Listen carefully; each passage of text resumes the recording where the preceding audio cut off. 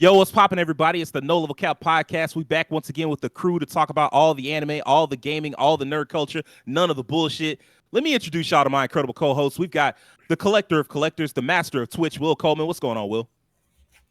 Nothing much. Been slightly working this week. Been a little tired, a little out of it. Really, sleep ain't been what it used to be. But I'm here. I'm standing. I'm alive. I'm breathing. I'm well, and it's about time to get going. 145 gigabytes of video game.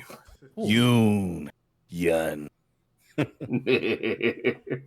Congratulations on picking up Final Fantasy VII Rebirth, brother. Hope you enjoy it.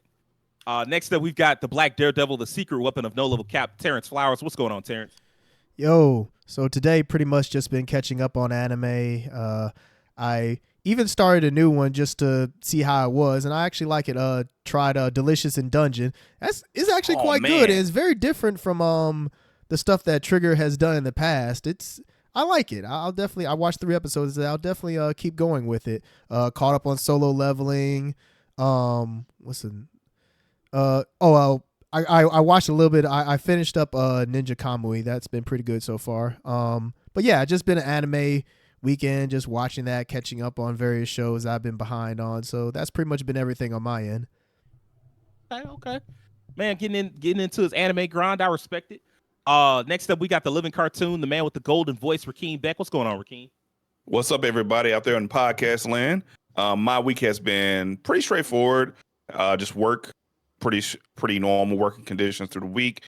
But this week has been devoted to Final Fantasy VII Rebirth.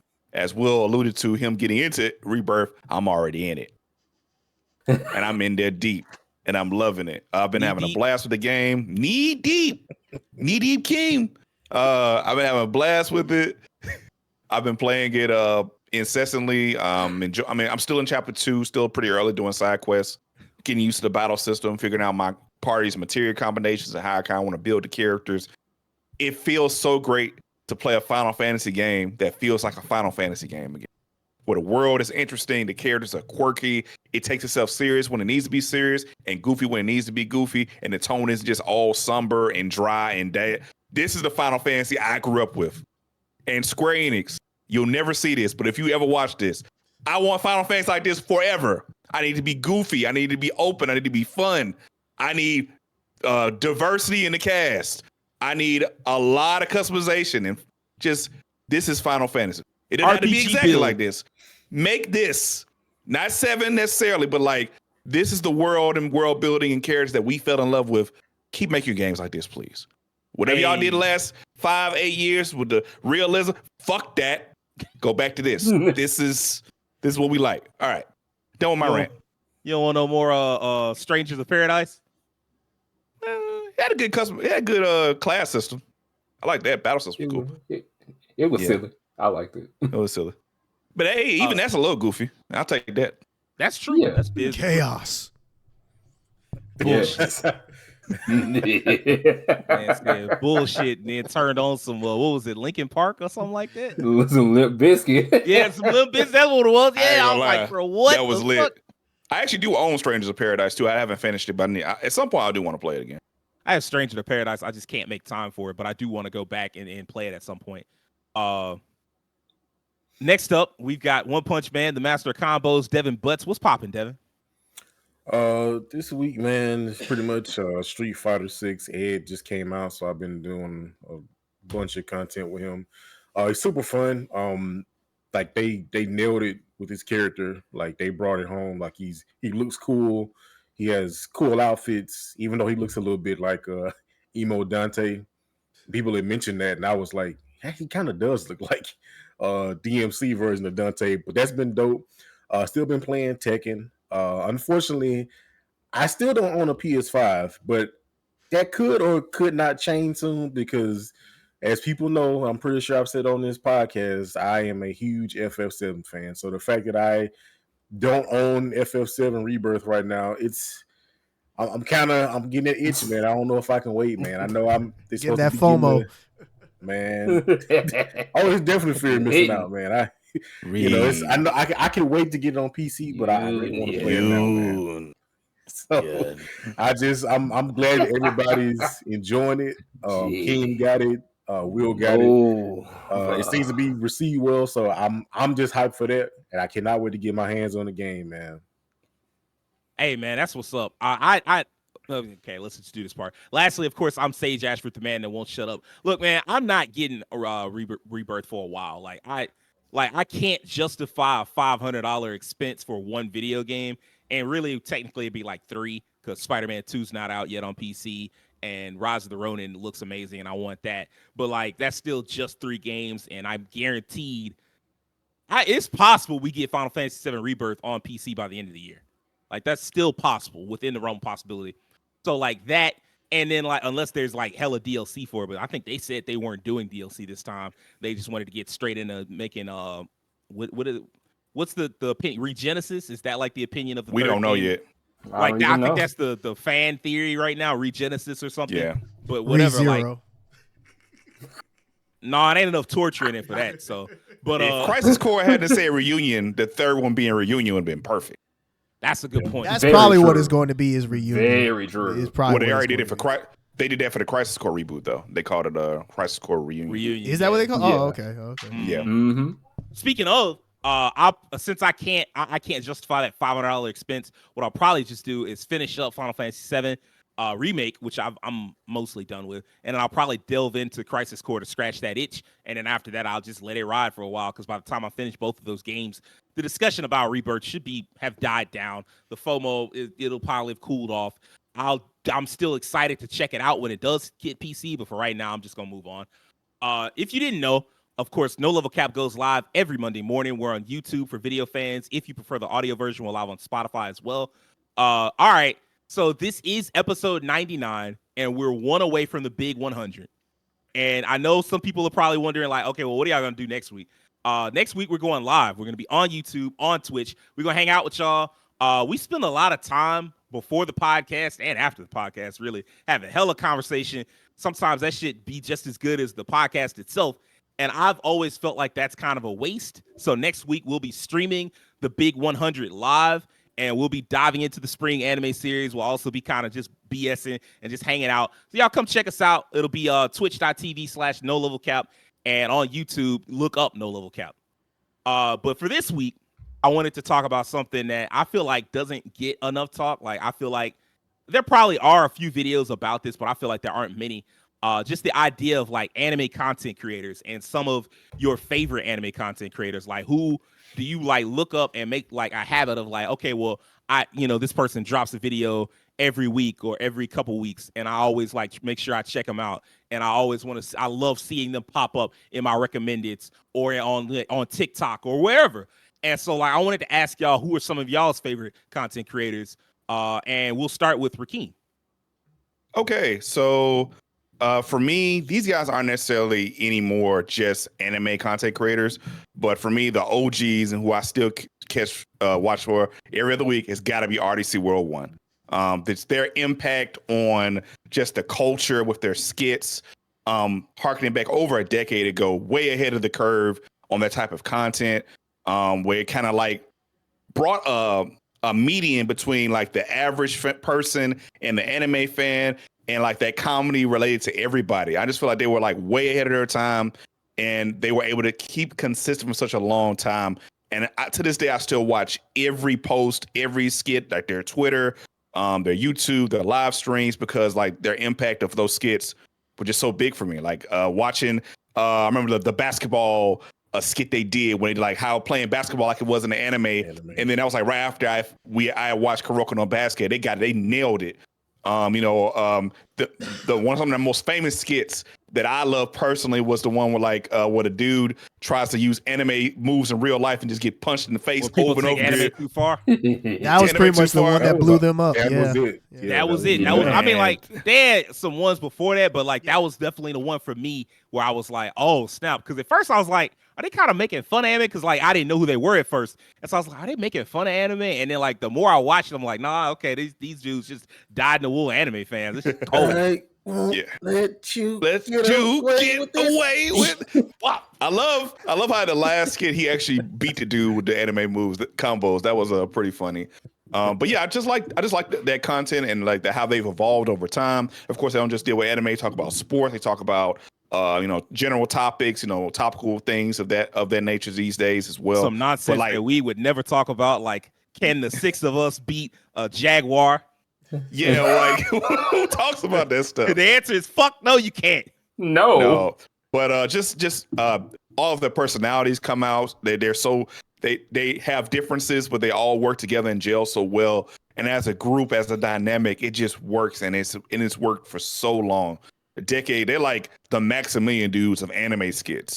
Like they nailed that stuff. And I got to give them their props for that. I'll still look for their content to this day. I hope they've been giving their flowers. I think the pandemic really helped them get their flowers. I feel like all the attention was on them during the pandemic, and they did not drop the ball at all. They picked it up and just nailed it over and over and over and over again. And when you watch content, that's the type of people you want to get behind. People who are like, they get what other people, they can convey what you're feeling through their skits about certain situations. And, every time something happens, you kind of watch the zeitgeist of that's how online works now. You go online on Twitter, Facebook, wherever, Instagram, just to see how people feel about things. But RDC has a way of like conveying the general feeling of like the everyday person through their skits. So everyone can display in a way that's usually comedic, like the Marvel thing they did recently that was hilarious about the state of Marvel and the chaos they're going through. That was one I freaking love. But yeah, I have to shout out them before anybody else as far as anime skits. Those were always my favorites. They're still one of my favorites. I watch them all the time, and I will continue to watch them.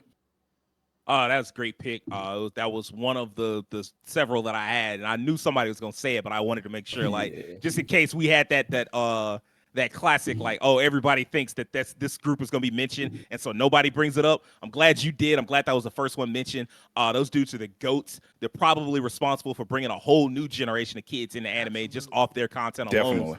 They always bring it with the humor every time. That Anime House content is elite. Hell, I still, to this day, and like, I know there are a lot more like iconic quotes that they have, but my favorite RDCWorld quote to this day is the Shinji Adventures.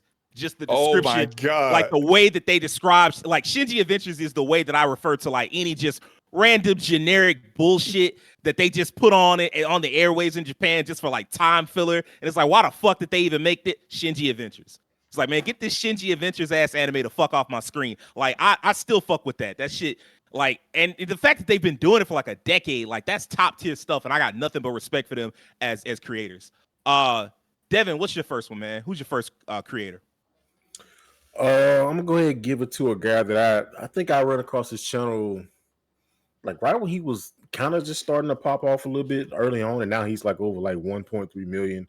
My boy Sylvanas, man. Yeah. When I tell you, the laughs I've had watching that man's content is hilarious. I mean, he does like he just doesn't only do anime. I feel like he actually could be like a member of RDC, almost like the 6th man, because I feel like he could fit with, because he does gaming stuff too.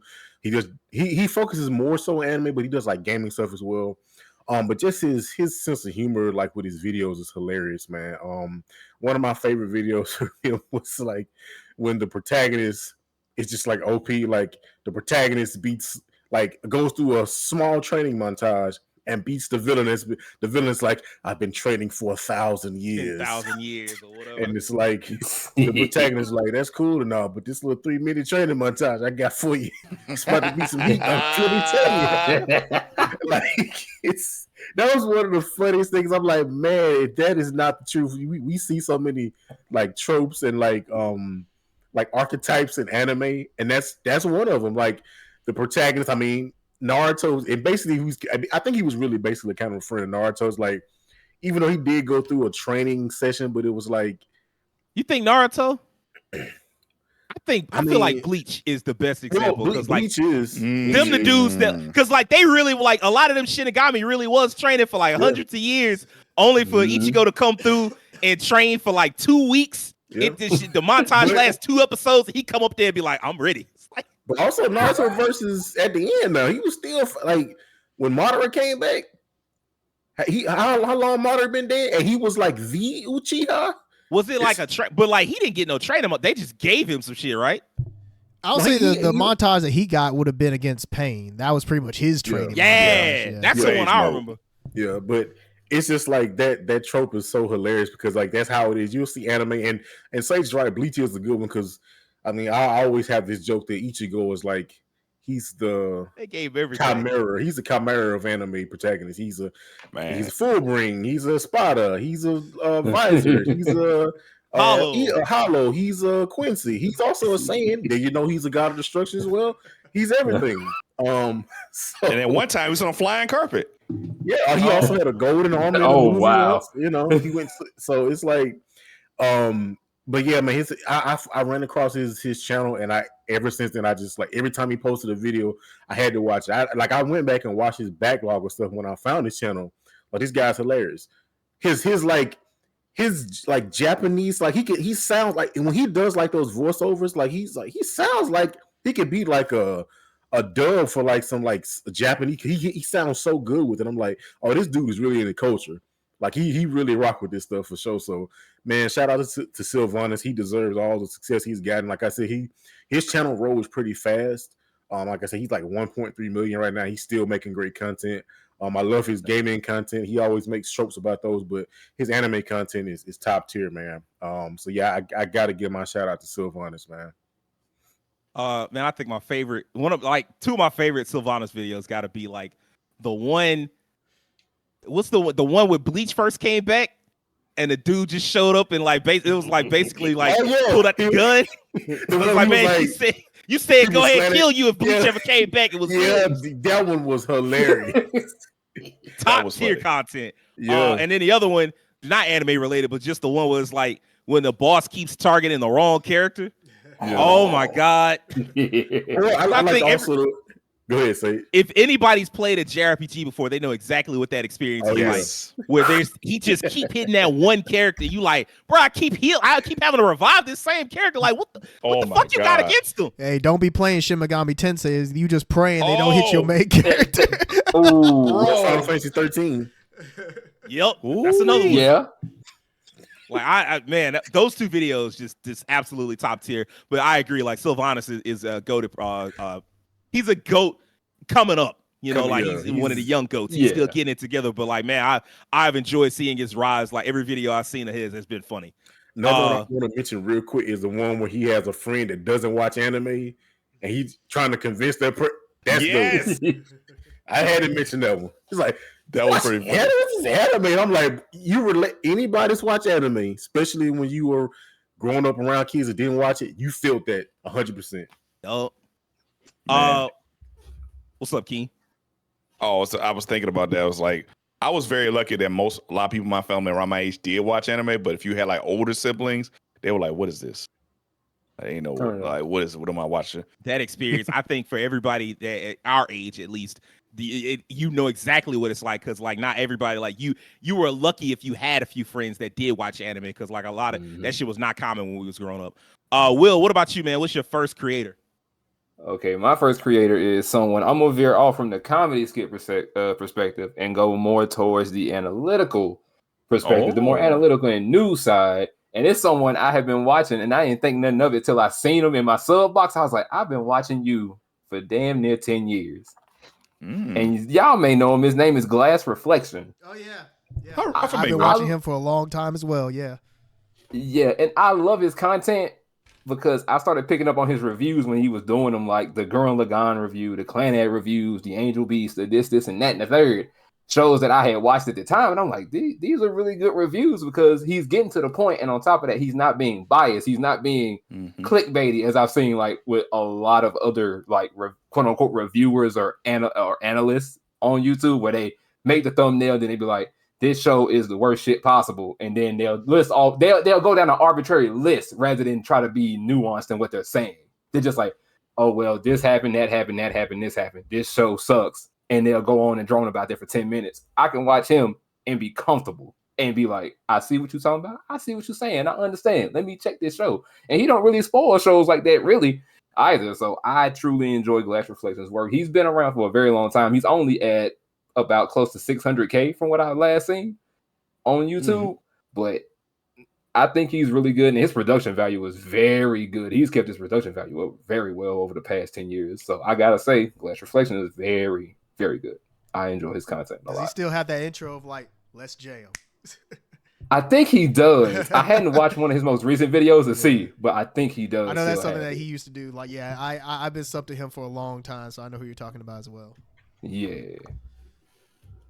Terrence, what's your first one? For me, well, first off, I just want to say, man, in terms of the anime content creation space, it feels like there's so many people doing it now in comparison to like even like before the pandemic or like 5 years ago. There's so many people who've come into it in like different ways. They're doing different things with it. So there's no shortage of people that are out there doing it. So yeah, if you're looking for somebody that makes anime content, yeah, there's plethora of people out there. But the one I'm going to go with is CJ the Champ. This guy, man, whatever he uploads, that's always a good day for me because I know I'm going to laugh. In fact, I think he uploaded earlier today. I got to check that video out. But pretty much for anyone who doesn't know, CJ the Champ, he does – it's in not in the skit style, but it's more like what I call nowadays is kind of like how people will take anime and they kind of dub over it themselves. Like, I mean, that's something that people used to do years and years ago, like even in the 2000s. But like the modern age version of it is that you take it and you kind of like – make the characters say and do things that they wouldn't normally do, like at all. Right. It's like you've taken the abridged stuff and you've taken it to a whole other level. Age, I'm the Juggernaut bitch. Essentially, that's actually a good way of looking at it. I was definitely. That's why I was laughing. I was thinking of My Way, and I was just like, Lord. Yeah, and I would say Shout that My Way. out of all the content creators, like anime content creators that do, especially like the black ones that do like the Black Air Force activity or like energy videos, I feel like he was one of the main. I don't know if he was specifically the one that started it, but he's one of the ones that's like perfected it, or at least in my opinion he's perfected it, because he's so good at like taking certain characters and like laying down the reasons as to why they have Black Air Force energy. He's a hilarious dude. Like, he's done videos on like Eren Yeager from Attack on Titan. I saw the video that he uploaded today. He did Ryuga from Beyblade of all things. Wanted to watch that. Like, dude is he's done Jujutsu Kaisen. His videos are just always hilarious, and they never fail to bring a smile to my face. He's right now at like a little over 1 million subscribers. He like blew up. He like started out like with small little videos. He was just talking about like, I think when Attack on Titan had the final season, like part 1, that's when he started like really getting into it and making videos, and they were like short at first, but then the more videos that he dropped is like his popularity. He jumped from like being under 100K to, I remember, like 500K, and then just like 1 million, like not instantaneously, but it was pretty quick. So yeah, he had a big jump in popularity, but he's hilarious. Like, he's definitely one of my favorites. And like I said before, it's really cool how the anime content creation has become this space where you have people who do like skits, do these like funny dub videos, make content like analyzing anime. It's never been a better time to be an anime fan. I'll put it that way. Oh man, that's facts. Having said all of that, I think my first guy is going to be the exact opposite of that. I found this new YouTube channel, and this is, I think, what the germ of how this idea got started, where I was like, okay, let's talk about our favorite anime content creators. I found this channel recently called Kyoto Video, and it's like this dude named Kaiser Beams, and they do some of the best work I've ever seen, at least for me. Like, it's like a channel that was designed for me, because it delves into like the old 80s, 90s, the early to mid 2000s era of anime. And it's like the best kind of nostalgia in that it's not just nostalgia for nostalgia's sake. It's got tons of information about old school anime fandom wrapped up in like really slick presentation, great vaporwave electronic music. And you know, it talks about that era, not the YouTube in parts era, which I know some people are like, oh man, I'm the GOAT. I remember YouTube in parts. Like, no. I remember when you had to go on IRC or Streamload or like all types of sketchy ass sites and make sure you had your DivX codec updated just to play a fucking video. Like Ooh. that era, that old school, like, oh, I had to go find what was the Anbu and like the back when everybody had their fan sub tags at the end of the episode, that type Sir, shit. you just took me back when you said DivX codec. Oh Man, my God. what exactly? Oh So, yeah, yeah. you're right. Damn, that doesn't really exist anymore, does Because it? you could, you couldn't. Yeah, you are That's- right. yeah. The DivX, man, I You forgot about that couldn't- too. Because I'm If trying you to download. download- if I you was just- like, "What's he talking about?" I was like, "Oh yeah, that's right. That was a thing." If you had just had like the regular Windows media player, that shit was not finna play the It wasn't episode you working. downloaded. Yeah, No. like, this was before VLC, right? Way before Yeah, VLC. yeah, you're Way right. I remember before. that. Yeah. That shit, like, and just listening to, like, watching those videos is just like, it always takes me back. And like the most impressive thing about it, aside from just how informative it is that he's been doing it for so long and there's so much of it. Like the full playlist so far is like it. They've been doing it for like, I think 7 years or something like that. And there's like 140 videos or whatever, just talking about different anime from like the 80s I'm looking and at the it right 90s. now. And it's just like, just to see somebody care that much about old school anime and like that. And they don't have that many subscribers. They only have like 35,000 subscribers, but like that, that kind of work from an anime historian perspective is important. Because like so often with a lot of these newer fans, like the only thing they can think about is what came out this year or last year. Like I never will forget at the end of the decade, like we had first moved into this townhouse. We had just got to Nashville. It was like the end of 2019. Me and the guys was hanging out, and like Crunchyroll had done their anime of the year, and it was excuse me. Funimation did their animation of the decade, and it was fucking Demon Slayer. Oh my God, Demon Slayer! It just came out the year It had before. just come out Yep. that year, and they were like anime of the decade. I'm like, of the decade? What? 2019. Well, I remember the discussions on that one. Man, I said, Nani? what the? That lets you know just like how recency bias, like how many fans are trapped in that recency bias mode, because there were so many anime that had come out from 2010 to 2019, and for everybody like, and I like Demon Slayer a lot. I'm not one of those people that says, oh, it's carried by its animation. Like, no, it's got a really good, compelling story. I like the characters. Like, it is a very good show. And like the music is great too. So like it's not just carried by its animation. Like it's a good show. But like to call it anime of the decade, like, did you put any thought into that, or did you just the first anime that came to mind, you said that? And so like for that, to me, I'm like, we need more people like Kaiser Beams, like doing stuff like Kyoto Video, because there aren't like so many people have what's the phrase in our community? Like we forgetting recipes. Like, man, we didn't forgot so many recipes, bro.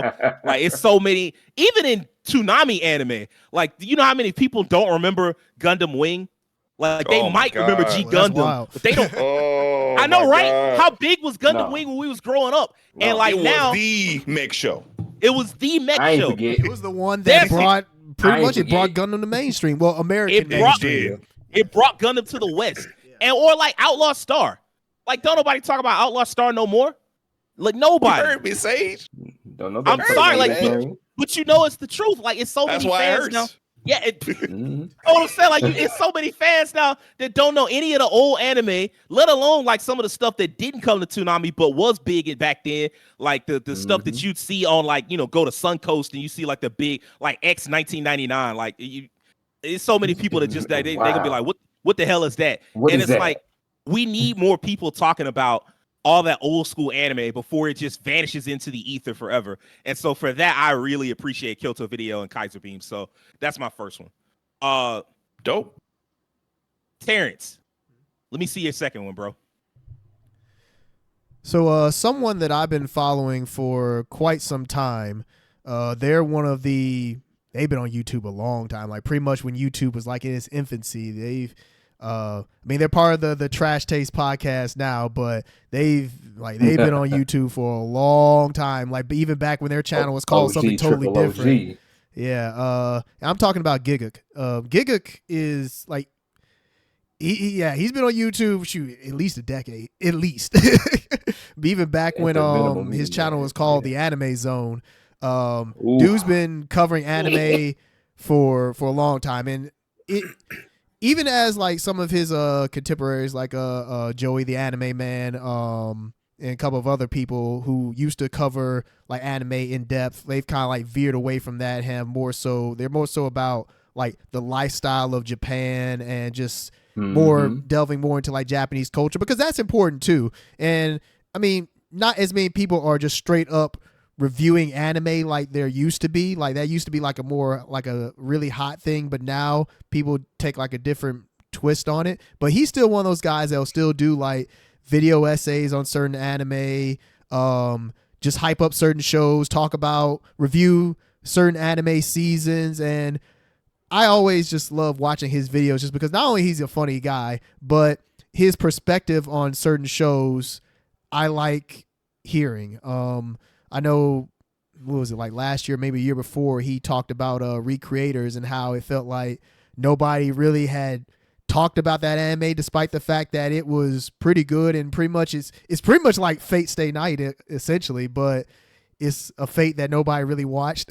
Well, for one, because it was on Amazon at the time, which, you know, that sucks. But Vinland Saga made it out of that, despite it being on Amazon too. Like, yeah, he's talked about Vinland Saga when Vinland Saga wasn't really like popping off just yet. When I saw his video come up and he said, "Don't sleep on Vinland Saga," I was like, I 100% agree. And then that's when it felt like more and more people started watching it and getting into it. I'm talking about season 1, of course.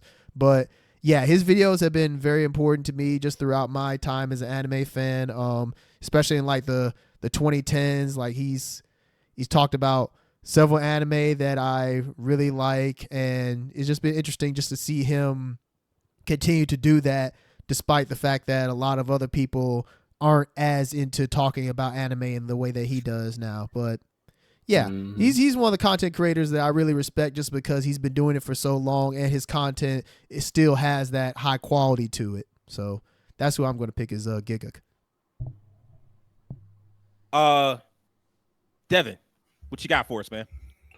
I think I'm gonna switch it up. I really want to choose CJ the Champ because he's like probably my favorite right now. When I found his videos, Black Air Force Energy, the round table of Black Air Force Energy, I watched every single one of those videos. Vegeta, Majin Buu, all of them. We watched them together. Yes, I remember we marathoned them. We like watched one and like, no, we need to keep watching. Yes, hilarious content. So I Terrence already did a good explanation there. So I think I'm gonna choose another one I had in mind. King Vader. Oh yeah, man, King Vader. Yeah, Facts. Big excellent. facts. He's kind of like Excellent.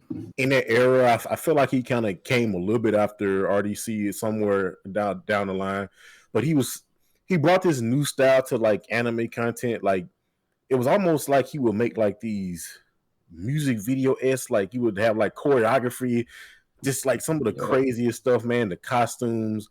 I remember when he had like My Hero Academia and was like Naruto character, just like almost a Mugen style video. And I'm a sucker for like editing. Like he would just have like these effects and stuff. They would be fighting. I'm just like, man, like it was just such a visual treat to watch his videos, to see somebody like into anime and really like basically kind of carving their own new lane with like the anime content creation. Yeah, he essentially makes short films. Yeah, out of anime, that's what he was doing. And again, like I said, it's kind of akin to RDC when they do their stuff, the Anime House and things of that nature. Even when they did like the the Boxing Nation, those videos, the Avatar, kind of similar, like with the effects and stuff. But he kind of took it to a new level, and it was just like, man, it's this guy. And I mean, he kind of made himself a namestay in like the anime scene. Especially, it's almost like there's like somewhat of a round table of like anime content creators that are like really known. And I feel like he's kind of in that same group as well, not kind of, but he's in that same group as like RDC, even like Caleb. I think Caleb is I would consider in that realm as well.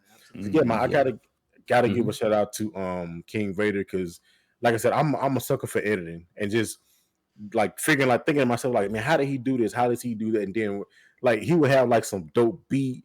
I remember like the one, this is not anime related, but like the Power Rangers, they was like doing some type of dance, and it was like, that's fighting at the same time. That was like, live. Oh my god! I'm like, I would have to go back and watch his videos like multiple times, man. It was just like such a visual treat. So I got to give my shout outs to hats off to Vader, man, because I know that took a lot of work. He had people with him too, so I know everybody had to be on one accord. So yeah, King Vader, he's one of them dudes, man, when it comes to anime content for me. Nah, King Vader top tier for sure. Like Yeah, like definitely. one thing I'll say is that he's also like he's tricking everybody. Because he's got everybody thinking that live action anime can look good one day, and it can't.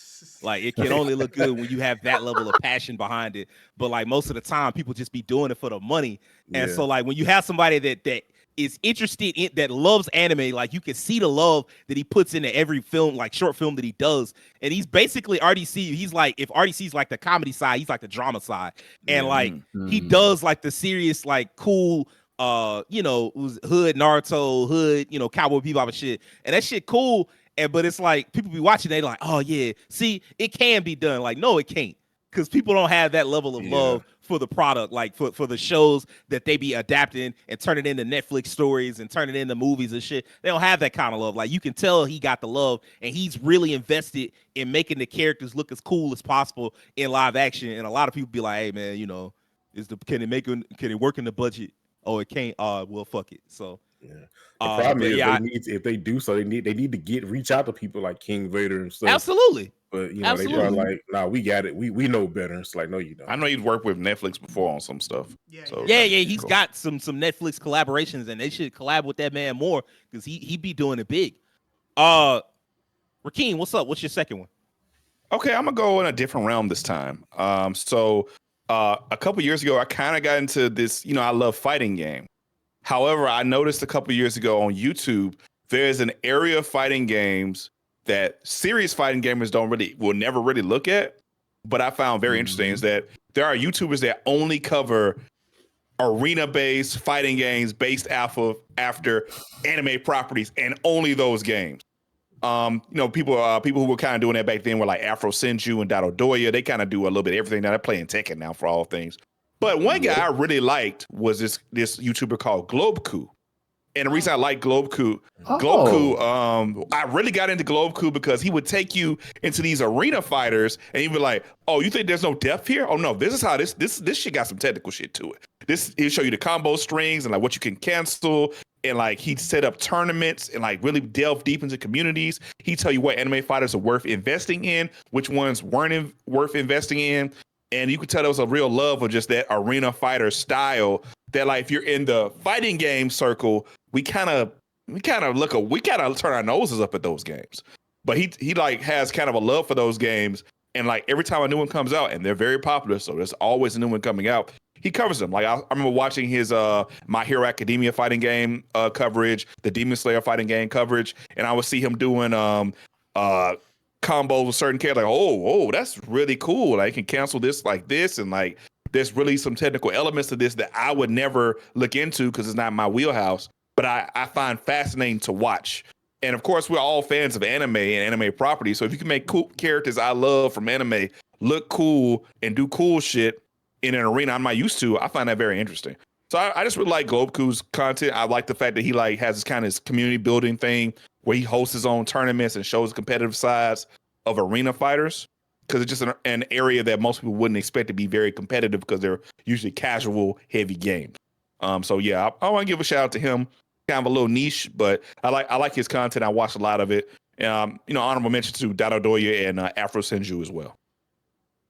This is a great example of what Terrence is talking about, of how much the anime content creator space has grown over the last 5-6 years. Because that, like, I would have never thought to make something like that, and then for somebody to just have like not just the passion for fighting games, but merge that with the passion for anime. And it's like, well, all they make are all these, what most people think, all these shitty arena fighters. And for somebody to be like, nah, they're not all shitty, and some of them have more depth and more like thought to them than you think. That's a really cool angle.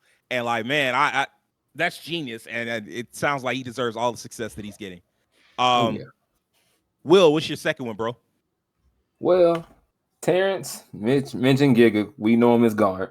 I feel like it's only right that I mention his wife, Sid. Now, it's only right I mention her. Right. Yeah, she's another one in her own right. I call her the queen of demonetization because she gets straight up nothing but sponsorships for most of her videos, because she covers the R18 side of anime and manga more than anyone else. Yeah. She used to cover a little bit of the regular stuff here and there, but then she just delved off the deep end more into the hentai or the ecchi stuff. And a lot of her videos are comedic, but I can also kind of see where Garnt kind of rubbed off on her a little bit in her presentation of her videos. So she still has her own style, but you can see bits of what he may have brought to the table for her. And like I said, they're married. They're both in Japan. So she kind of mixes in bits of the lifestyle of Japan, and she meets some of those creators of the R18 stuff and like go out and have like a day with them and interview them as they're doing some type of activity, or they go to something where she's probably going to have to blur out most of the picture, I'm sure. But but she's enjoyable to watch because she covers that stuff willingly, and it's just like at the beginning of every video, you're going to get her intro, and then this video was sponsored by, because YouTube won't. So yeah, I love Sid's stuff, man. She's funny. She's really cool. And she's close to 1 million. She's like 800K almost right now. So she needs to like get some more going on. I had to look up Sid Snap's video, and the first thing I saw was I turned YouTubers into MILFs, and so yeah. Wow. She's one of those that's been on YouTube for a long time. Like she's been there. She's been on there at least like the early 2010s, if not before. Because I remember when she was doing like voice acting stuff too. So yeah, she's been around quite some time. I mean, oh wow, she did VA work too. Yeah, she was like doing like amateur VA stuff. Like this was back when I was like on Newgrounds and like those early days of YouTube. So a lot of those people I remember when they were like on like certain sides of certain sites. You brought me back with Newgrounds. You brought me back with Newgrounds. Yeah. Boy, that was boy. Them kids don't know about that. That was they don't know about that. that was another world. That was an era, bro. I appreciate that one. I had not watched much of Sid's content. I've seen occasionally those, like not the recommended, but like, you know, the sidebar sometimes. It does appeal to the side of me that's like a blatant, horrific degenerate. So I may check that out at some point just to see what's going on. For me, I guess my second one is Bonsai Pop. And Bonsai Pop is a lot like Kyoto Video, but there's like a little bit more production value put into the content. The downside, though, is that there's a lot less of it, and its focus is more about like popular anime, some of it modern, some of it classic. You might see Kyoto Video do a video, for instance, like about all-purpose cultural cat girl Nuku Nuku, some shit that you'd only have heard of if you're like me and you memorized the Right Stuff catalog circa 2001. Bonsai Pop, on the other hand, is going to give you stuff like Cowboy Bebop, deep dives into Cowboy Bebop, Trigun. One time recently, he did like an intro video to Gundam, which I thought was really good, well done. That was fire. Yeah, it gives you like it makes you feel like, okay, this is where to get started with Gundam. I feel like something like that is necessary for like a franchise that big. But he filters it through like a punk rock lens, and you know the essay part of it shows why the show has so much meaning. It's still a must watch if you enjoy video essays. And the thing I like about Bonsai Pop is just how unpretentious the project is. Because to really fall in love with anime, you have to be willing to watch some trash, I think. Like, if all you watch is like, oh, I only watch Studio Ghibli, and I don't have time for these pathetic shonen anime, and I only watch the serious of the. It's like you watch anime with your pinky out the whole time. I ain't got time for that bullshit. Like, those type of people get on my fucking nerves, right? Like, there's more to anime than shonen, but also you can't leave out shonen. You can't leave out some of the garbage, because like sometimes you pick through the garbage, you find something cool. Like one of my favorite video essays recently was the one he did on is it wrong to try to pick up a girl in a dungeon? And so, because like that anime is a lot better than people give it credit. I've talked about that anime before on the podcast. Like, man, season 4 is just like, oh my God, it puts you through the fucking emotional ringer and just how brutal and raw it is. And it's not something that like, if you looked at it, first off, if you heard the title, you'd be like, oh, what kind of bullshit is this? And then if you watch the first few episodes, you'd be like, what kind of bullshit is this? But like, by the time you get to the part where my boy Bell fights the Minotaur, you like, oh, wait a minute. That's when it gets real, yeah. Yeah. You like, wait a minute, now, this doing a little something. Like, it's got some character development. It's got some cool fights. So hold on now. And then like the longer you stick with it, the more cool shit you see until you get to like season 4, which is quite frankly, literally one of my favorite anime out of last year. Just because of how good, like how much was going on in that. And so like you don't like, there are a lot of people that just would look at something like that and just ignore it. But fortunately, and with Bonsai Pop, they're willing to check out everything, and then you get to see some of the good stuff. And like we need more people, more creators that are willing to talk about like, okay, yeah, I know you thought you knew about this, but you didn't know, and you think you know, but you have no idea. You know, that tough shit. You gotta have somebody that's there to inform you and give you like the heads up, and so you don't miss some of the like the hidden treasures of anime, right? So like I dig Bonsai Pop. I hope they continue to grow. I hope they continue to do work. Rakeem. All right. All right. So for my last one, I went kind of niche in my last. I'm gonna go niche again. Let's go niche again. So I'm gonna go cover a guy who covers specifically like Korean manhwa because he had a big effect on my growing love of Korean manhwa, and that's a creator called Shy Chef. Shy Chef kind of does these deep dives on Korean manhwa. Sometimes he'll do like shorthand, like why you should watch this, read this series, why you should read that series. He started his channel primarily covering manhwa called Hardcore Leveling Warrior, and that was the one that like it is now my favorite manhwa of all time. And he'll like talk about why this character is good. He'll like, show the panels and go through certain character arcs and like what's interesting about it. And it's just, that was kind of my first introduction to like deep dives on manhwa on YouTube. I never really watched a lot of manhwa stuff on YouTube unless it was like actually watching the manhwa on YouTube. Like someone just put the manhwa on YouTube and just put some music behind it or some bullshit like that. But like getting deep dives on like characters and like, you know, the repercussions of their actions and why this character is interesting and like what this story is doing differently. Those things kind of resonated with me. And I didn't used to read a lot of manhwa. I barely read manga like growing up. I always was an anime first guy. Like I was the most casual of casuals.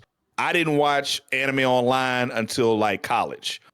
Everything I watched at that point was on television until my cousin told me I was watching Bleach and he said, you know, you could watch the Japanese, you know, the sub and be ahead. And I said, what the fuck is a sub? Because I had only watched dubbed anime most of my life. And he told me about a sub. I looked at it, oh, you can. And that was it from there. I just kept watching that. So like I was a late adapter to manhwa too. I had heard about good manhwa like Solo Leveling from my little brother and my cousin years before. And it wasn't until the manhwa came on Crunchyroll with Tower of God and God of High School that I finally took the leap and started reading consistently. And I still read consistently now of different manhwa.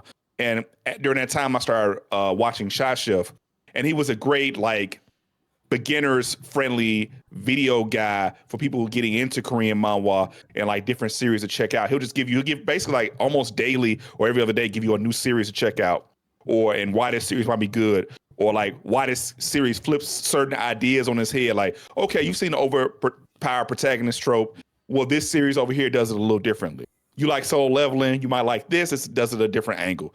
And, you know, I just think he's just a really good beginner friendly person, people who want to get into manhwa more, who may have only read manga or only watched anime and want to try something different. And so I want to give him a shout out. I just think he's a good content creator. Hope he grows as well. And I'm enjoying his content. Yo, man, that's what's up. We don't talk about webtoons as much, even though slowly they're starting. Well, I mean, like as far as the webtoons themselves, they're already super popular, making hella money and shit. But like slowly they're starting to, what's the right word? Infiltrate. And that's still like a little more negative covert sounding almost. than I mean it. Yeah. But like they're slowly starting to come into filtrate into the anime world where it's like, okay, Solo Leveling and Tower of God, because those are both the ones that are getting like season 2s and stuff. And there have been a couple of other webtoons that have gotten seasons, and I think they're actually going to go on to get other season 2s and whatnot. Yeah, A it's lot of kind of them are like how going live K-pop has action. infiltrated, you know, the mainstream. Yeah. Oh yeah. Man, they be getting it into like, because like K-pop jumped over J-pop, which is kind of insane given how popular anime was. in Man, America. for real. I was so shocked to was. see how J-pop just got left behind in comparison. Like, it's crazy. That's a conversation. That's literally a whole conversation unto itself. Like the how they managed to, despite J-pop being present and anime being as popular as it was in the 2000s, like K-pop being like, yeah, this is our turn, bitch, and it left them behind. Crazy shit. Hey, man. Actually, Terrence, what's your third one? Shout out to Gundam Style. Gangnam Style. Because like, wasn't that the first billion view? It was the Yes. first I think so, yeah. South Korean artist to go #1 in America. So yeah, I believe. And I'm it was pretty a first sure. billion Okay, view YouTube yeah. video, I believe. Yeah, that too. Hey. Yeah. Shout outs to what was my man? Psy, right? Psy. Yeah, Sexy Psy, yeah. ladies. On up Gundam style. Let's go. Yeah. I'm thinking of the dance now, but Oh man, that was a different era. that was a totally Ooh, different. I feel era, old yeah. now. That's old. For me, my third pick, I'm gonna go a little different. This one is not. They're not a YouTuber. At least I don't think they are. Maybe they do have a YouTube page, but I just don't follow it. But this is more like a space, and it's a space that I definitely think is needed in anime, and I'm glad that it exists, and that there are even more spaces like it now than what there used to be when they first started. And the page that I'm talking about is Black Girls Anime. They're on. Okay. I follow them primarily on Instagram. They're on Twitter as about. well, and I'm pretty sure they're on TikTok, but I follow them primarily on Instagram. And the page was started by, her name is Eunice. I don't know if her last name is pronounced Ibama, but sorry if I butcher your name and you happen to listen to this, but comments on your page, by the way. But anyway, just the space that she's curated for just black girls that are into anime, whether it's talking about different types of it's just different types of anime periods, like not even just shoujo, but shoujo, shonen, it's anime of just different genres. I know that she's a big fan of Nana. Just is really when it comes to anime, a lot of it, let's be honest, it's filtered through like a very male lens, and a lot of times we don't get those female voices when it comes to at least talking about how we. At least when it comes to like the analytical discussion of anime. I'm not talking about like the actual creators of it, because there's definitely female creators in the anime and manga space, but just from like an audience and like the people who actually like analyze and talk about anime, a lot of times women are pushed out of the conversation, especially black women. I mean, we were just talking about earlier today how Meg Thee Stallion was at the Crunchyroll Awards, and you have people that are still calling her a fake fan to this day, and it's like, bruh, the woman has dressed up as multiple anime characters, even anime characters that aren't like relevant right now, and you still think she's not into anime? Like, come on now. But that's it's all smoke and mirrors. like that's a whole other conversation. But yeah, the space that Black Girls Anime has is just really cool to have this community of just black girls that come together and just talk about their love of anime. I know they do meetups at like certain cons, and now they even have it where they have multiple people on the team that post on the page and go to different conventions and interact with fans and whatnot. And they go to they've done stuff with like Viz and Crunchyroll, et cetera, et cetera. So it's just really cool to see that page blow up, and just like I said, a space like that for black girls that are into anime. I think that that's really cool and very much needed. We need their voice in the community. Yeah, just wanted to shout them out. I really enjoy hearing their perspective on certain anime. Like whenever I need something that isn't like shonen-esque or like is outside of like the guys, quote unquote guy side of anime, I'll turn to them and see, what they're talking about, and they'll be talking about the shoujos, the romance, and just the different stuff that's kind of like outside of the shonen sphere. And that's how I learn about those kind of anime and get into those. But yeah, I really appreciate that space, and I hope that it continues to grow. That's a great choice. Just the idea of like something that's outside the normal sphere that is talked about the most, even though like there are so many women anime fans and so many black girl anime fans. So it's crazy that it needs to be a space like that, and I'm glad that it exists. Okay, Will, what's your third one? My third one right now will be I'm gonna get someone that's under the radar, because after I watched one of his most recent videos, I see why he doesn't have as many uploads as he should, or as many like good popular ones out there. Because he said once upon a time I was a broke college student, and I was like, I think you still might be in the college student phase right now because you ain't putting enough in a few days. His name is Total Rom. He only has like 7K subscribers, but I noticed he has like a section of videos he called the real good ones that he put out, like his most popular ones, the real good ones. And I noticed his whole thing about his journey through Clannad.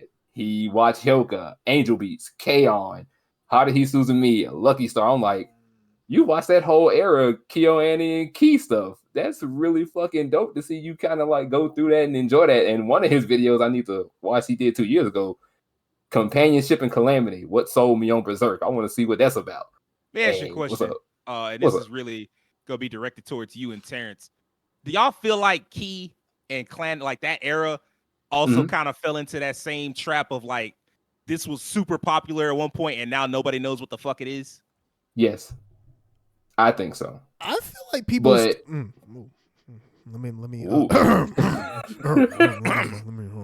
People. Anyway, People. no. It's all right. No, I feel like people still talk about those anime now. Yeah. Are they like part of the big zeitgeist discussion? Yeah, well, I mean, like, not quite. Yeah, like I remember a time where like those were like counted as like GOAT type anime. It certainly Yeah. Planet was. And now I feel like it's kind of fallen out of that. And like there are a lot of people that don't even know what Clannad is. Like I remember because I checked out, I think the first half of Clannad before I kind of noped out. I was like, man, this is gonna get sad. I will say whenever people bring up sad anime, Clannad will always be on the list. So if anything, people know it for that. But yeah, Right. I see what you're getting at, and yeah, I can understand. Yeah, I get what you mean. Go ahead, Will. I was gonna say to answer your question, I was gonna say, yeah, I do think they just kind of fallen off to the wayside. But like Terrence said, those anime, like they fall under a category. Not necessarily a category, but a box. Yeah. Like this anime here, like Clannad, the Angel Beats, the Anohanas, all this, they all fall under this category, and they just like watch these because once upon a time it was almost like if you can make it through these shows, you've earned your stripes. You see what I'm saying? You know, if you can shed a few tears, get through this show and live, you be fine. But yeah, I found him because of these things, and his most recent video from like a couple weeks ago is about Bocchi the Rock, where he was talking about how this show kind of just took off all of a sudden, where it was just like it came out during the time where there was a couple other shows that were ahead of it, like Chainsaw Man and Spy Family and so on and so forth. And just out of nowhere, this show got a bunch of memes, a little bit of merch. But with those memes and everything, everyone ended up liking the show a ton. And everybody liked that character because it's about a socially anxious girl going out with a guitar to be in a band. And you thinking to yourself, you telling me I got to watch this girl who don't know how to operate around people get on a stage and play a guitar? I don't think she's going to make it. And she's proven that she can't. What's up, Terrence? I was going to say, if anything, Bocchi the Rock kind of embodies that era of anime, that like K-On, like those key Kyoto Annie kind of anime. So it's very cool to see that something like that got popular. Yeah, it is very cool to see that. And I watched this video and I thoroughly enjoyed it. It's a quick 15-minute watch where he talks about everything with the show and how it kind of got that little meteoric rise. And I think it was like, I forgot what show was number one at the time, but it was like number 2 behind that show for like some weeks because of how people like picked it up and enjoyed it. And he has things about how Dragon Ball got dark. Let's see. Can you enjoy problematic media? Things like South Park and other types of shows.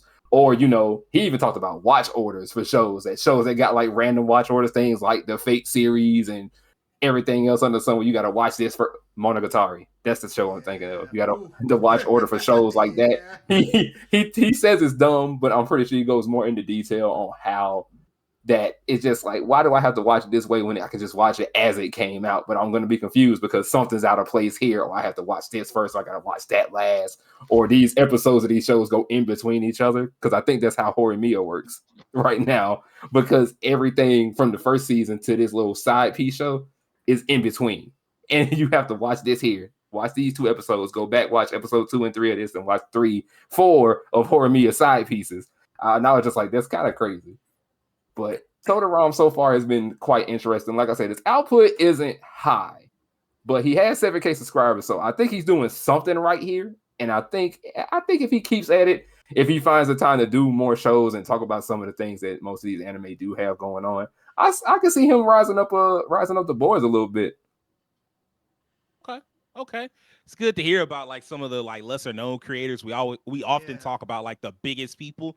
And I think one of my last ones, if Devin doesn't pick it, and I don't think he will, like we often talk about like the biggest creators, and like we need to hear about like the young and up, well not young, but like the up and comers. So right. Devin, what's your third, man? So as much as I want to pick RDC, because I mean, I feel like they're like what Dragon Ball is to anime. Because most people kind of synonymous, they know RDC. They're like, if not the biggest conglomerate group, they are the biggest group anime style. Like I They think have that's their own convention. Enough said. yeah. So Yeah. they are Yeah. the biggest anime group. I mean, I remember watching them, and then I just want to say this real quick about them before I give my last. Like, just watching them made me feel so good. I think Rakeem mentioned this. Like, I'm from a super small town, so there was a handful of people, Terrence being one of them, that were into the same things I was into.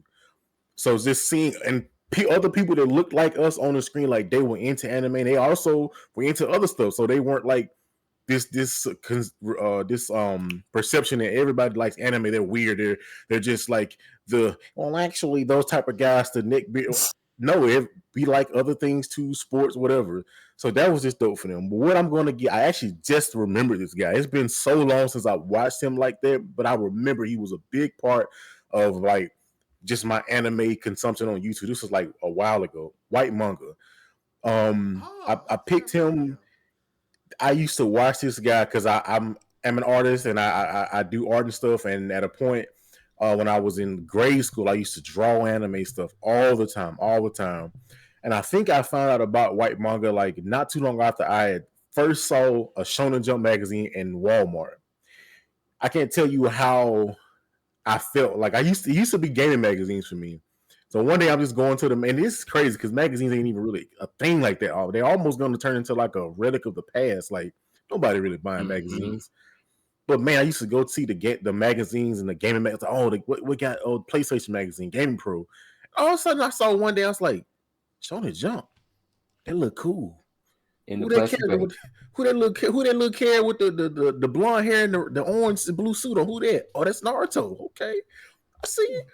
I see Bleach. I said Bleach. The stuff, the Clorox. What's that? What's okay, man? It just opened up a world for me. Just man, just seeing like a whole book of just like, and even some of these things at the time I didn't even know what they were. I remember seeing what is it? The curatorium property Sandland. Sandland.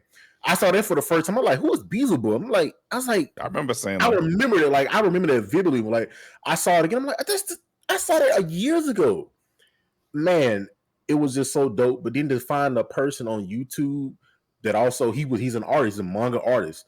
So it's like he shows you how to draw these characters. He shows you how to draw heads. He shows you how to draw hands. All these important parts of like eyes. Like they're like some of these very small details are like some of the most important things when it comes to making characters. He even showed. I mean, he's a black guy, so he even shows how to draw like ethnic hair, like braids and stuff like that. It's just like so dope, like the texture for like afros. He's also the creator, or he has his own manga, Apple Black. He's the creator of that manga. So yeah, like that was a big. I used to watch all of his videos. Like every time he uploaded, I was like, I gotta see this.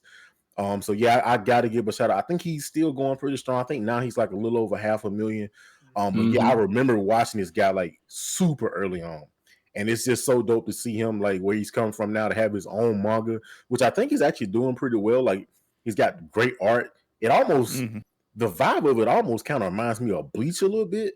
But it's dope. It's called Apple Black. But yeah, White Manga. I had a shot at him, and I'm so glad I remember him because it's been so long that I used to watch him. But like, man, he was such a integral part of just like my anime consumption on YouTube. So yeah, White Manga. Shout out to you, man. Man, I've been subscribed to White Manga for a while now. Not on YouTube, but on Twitter, just because I saw like anytime I see like black anime or manga characters, I gotta give them a check out. Like I gotta at least see what it's talking about.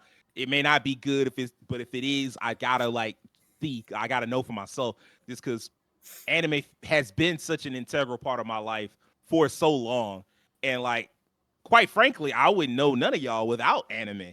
And a lot of the other friends that I've made over my life, I wouldn't know without anime. And so like, yeah, I owe so much to it. And so like I like seeing, people of color get involved and see what they can do. And so yeah, I've been subscribed to him for a while, and he's really cool. And seeing him come up and like now he's got was it Saturday AM? Oh yeah, that's it. Oh yeah. The It's collection. basically its own Shonen Jump now. Its own Shonen Jump. I was like, fuck yeah, let's go. So I'm really happy to see that he's thriving and going up. That just leaves me, right? Yeah. Yeah. Yeah. Yes. Pro ZD, man. Yeah. Pro ZD is so much fucking fun. Let's go. And they all like these really short. He like knows how to just do comedy in like in 2 minutes or less, and it's always great. It's always on point. It points out so many it's the common experience of an anime fan. Like if you've ever watched if you're an anime fan and you watch Pro ZD videos, you're gonna be like, "Yep, I know exactly what he's talking about." Like he'll never mention a specific anime. Like for the most part, you never see him mention a specific anime. But if you've watched a lot of anime and you watch one of his videos, you like, I know exactly what he's talking about, and because it applies to so many different things, and it's just so fucking funny. And like it's gotten to the point. I remember a while back, actually, we don't even have to use that one. We could say like, you know how there's a meme for everything with SpongeBob. Pro ZD is the anime version of that, and the video game version of that. He's got like every time you think of like a meme or like a reference to something silly that's got something to do with anime, like he's got it. Like you could go look it up, and it's him talking about it, and just like, and he's been doing it for so long. Like he's got hella views, like I think 3.5 million subscribers, but he's been doing, and like to do it at that level and be that funny for that long is just God tier. Like it's not like he's doing like the super involved videos, but there's an art to being that funny in that shorter length of time. Like not everybody can do that. Like some people, they watch that and they have to take 5 minutes, and then and that can kind of ruin you. Like if you have a video that's funny as hell for 2.5 minutes and you stretch it out to 7 minutes, it's like, hey man, this is not as funny as it should have been. And so him keeping his nice and tight and always making them funny. Like I fuck with Pro ZD heavy, man. Oh, what's up, Keen? He's also shout out to him he's an amazing voice actor. Yeah, I was gonna say I've played so many games with him in it. Not just a voice actor, but like a writer. Yeah, yeah. He's blown up so much in the voice acting space. He was in Grand Blue. He's half the games I play in him. He's in God of War Ragnarok and wrote for God of War Ragnarok. He sure is. Yeah, so he's like bad motherfucker. That dude is living the life, man. Like when you think about it, you're right. He's a bad motherfucker. It's like that dude's living the life, man. Because he's like not only managed to do the anime like content, but he's gotten into the anime and gaming world as a voice actor and as a writer. So that's dope as fuck. Yeah, I was gonna say that is really cool. I guess in a roundabout way with all this, how a lot of the people who grew up with anime are now in the industry in some way, whether it's like voice acting or it's like game development or as like a translator or just whatever. It's just interesting to see how so many people who grew up as fans are now in the industry itself now and making that industry even better. So that's really cool. It's the and Keem will know exactly what I'm talking about. It's like what happened with wrestling. Like at first, wrestling was this thing where like you did it because you didn't have no other options. The shit you really wanted to do didn't work out, and so now you wound up in wrestling and you just trying to do, make something happen with that. And that was how it was for decades. And then like people grew up watching wrestling in the '90s, and they was like, nope, this is what I want to do. This is what I want to be. Fan era. Now it's the fan era, and that's what's happened with anime. Like sometimes, like people that was not their thing. Well, actually. Some of it was just always hardcore fans, but some people like they wanted other things in life, and now it's just like, nah, man, I came up in the fandom, I was deep in the fandom, and now this is all I want to do, and they've managed to break through and be that, and that shit is fucking cool as shit. All right, that's gonna wrap this week up. Y'all know what the drill is. Hit that subscription button on YouTube, follow us on Twitter, follow us on TikTok, tell all your nerdy ass friends and family about us, and do me a personal favor, have an excellent week. Peace.